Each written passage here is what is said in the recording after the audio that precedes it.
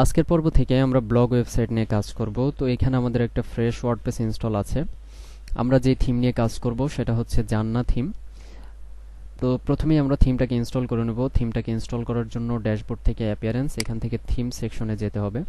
যাওয়ার পরে এখানে যে অ্যাড নিউ বাটন আছে সেখানে ক্লিক করে আমাদের থিমটাকে এখান থেকে ইনস্টল করে অ্যাক্টিভ করে নিব। তো আমরা এখানে যে থিম নিয়ে কাজ করব সেটা কোনো ফ্রি থিম না, এই জন্য আমরা এটাকে এখানে সার্চ করলে পাবো না।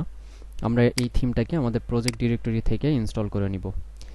তো এখান থেকে জান্না ওপেন এবং ফাইনালি ইনস্টল নাও, এই বাটনটাতে ক্লিক করলে আমাদের এখানে জান্না থিমটা ইনস্টল হয়ে যাবে। এবং ইনস্টল হয়ে যাওয়ার পরে এখান থেকে যদি আমি এই থিমটাকে অ্যাক্টিভেট করে নিই তাহলে জান্না থিমের যে সেটআপ উইজার্ডটা সেটা আমরা দেখতে পারবো। এখানে প্রথমেই একটা ওয়েলকাম মেসেজ আসছে এবং এখানে থিম রেজিস্ট্রেশন নামে একটা সেকশন আসছে। তো আমরা এখানে নাল থিম নিয়ে কাজ করছি, যার জন্য এখানে অলরেডি আমাদের এটা ভ্যালিডেটেড দেখাচ্ছে, কারণ এটা অলরেডি আগের থেকে ক্র্যাকড। তো আপনারা যখন জান্না থিমটা পারচেস করে অরিজিনাল যে জেনুইন থিমটা আছে সেই থিম নিয়ে কাজ করবেন তখন কিন্তু সেটা কোড দিয়ে ভ্যালিডেট থাকবে না। আপনারা যখন এই থিমটা পারচেস করবেন তখন সেখান থেকে যে ভ্যালিডেশন কি লাইসেন্স কি প্রোভাইড করবে সেই লাইসেন্স কিটা দিয়ে তারপরে এটা এখান থেকে রেজিস্ট্রেশন করে নিতে হবে। এরপর আমরা যে অপশনটা পাবো সেটা হচ্ছে ইনস্টল প্লাগইন। জান্না থিমটা ইনস্টল করার পরে এখানে আমরা কিছু রিকমেন্ডেড এবং রিকোয়ার্ড প্লাগইন দেখতে পারবো, যেই প্লাগইনগুলো ইনস্টল করার মাধ্যমে আমরা আমাদের থিমে বিভিন্ন অপশন এক্সট্রা পাবো।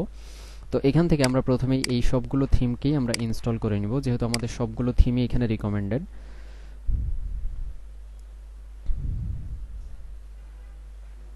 ওকে, আমাদের থিমগুলো সব ইনস্টল হয়ে গিয়েছে এবং আমাদের এই থিমগুলোকে আমরা এখান থেকে অ্যাক্টিভেট করে নিব।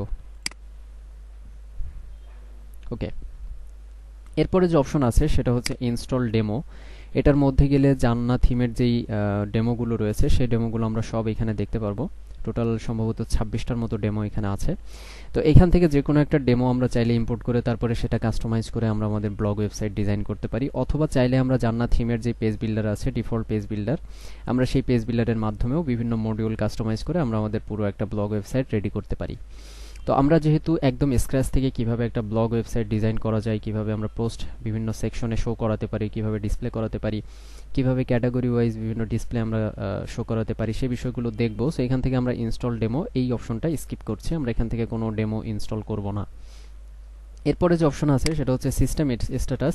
এটা হচ্ছে আমাদের বর্তমান সার্ভার কনফিগারেশন কি আছে সেই রিলেটেড কিছু ইনফরমেশন আমরা এখানে দেখতে পারবো। এরপরে হচ্ছে পোস্ট সুইচার এবং থিম অপশন, এগুলো মূলত আমাদের আপাতত কোনো প্রয়োজন নেই। আর থিম অপশনের মধ্যে গেলে আমরা এখানে জান্না থিমের যে থিম অপশনগুলো রয়েছে, অর্থাৎ কাস্টমাইজারের যে অপশনগুলো আমরা নর্মালি পেয়ে থাকি বিভিন্ন থিমে, সেই থিম অপশনগুলো আমরা জান্না থিমের এই ড্যাশবোর্ড থেকে এখান থেকেই পাবো।